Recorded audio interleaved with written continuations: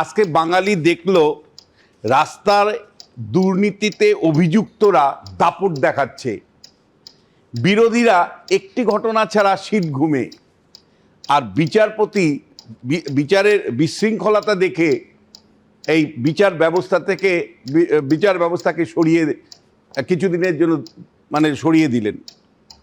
ফলে রাস্তায় দাপট কারা দেখাচ্ছে?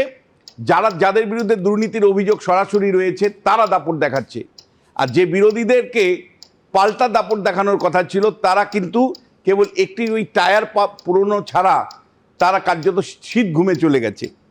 আর যে বিচারপতি বিচার করবেন আমরা প্রত্যাশা করছি, এমনই বিশৃঙ্খলা অবস্থা, সেখানেও আইনের অভাব, শাসনের অভাব, যে বিচার ব্যবস্থা পিছিয়ে গেল। ফলে এই বাঙালি কোথায় যাবে?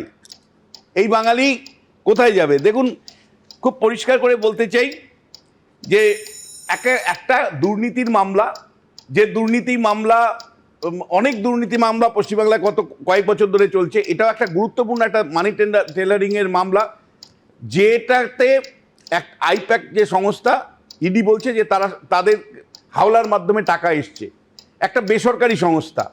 রাজ্যের কোনো মুখ্যমন্ত্রী তিনি যতই নিজেকে বলুন না কেন যে আমি তৃণমূল নেত্রী, মুখ্যমন্ত্রী সরাসরি বেসরকারি সংস্থার বিরুদ্ধে যে ইডি অভিযান তাতে নেমে পড়লেন। আমরা চুরিটা কাজ দেখলাম?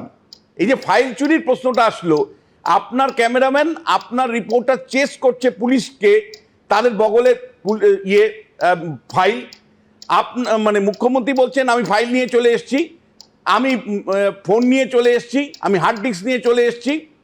ফলে চুরি কে করলে, কোথা থেকে করলো, কিভাবে করলো, সেটা তো মানুষ পাবলিকলি ডিসপ্লে হয়েছে।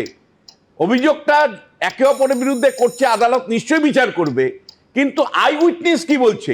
আই উইটনেস বলছে যে ওই দুটো অফিস থেকে ফাইল পুলিশ বগল দাবা করে নিচ্ছে, আপনার রিপোর্টাররা বলছে ফাইল নিয়ে কোথায় যাচ্ছেন, ফাইল নিয়ে কোথায় যাচ্ছেন।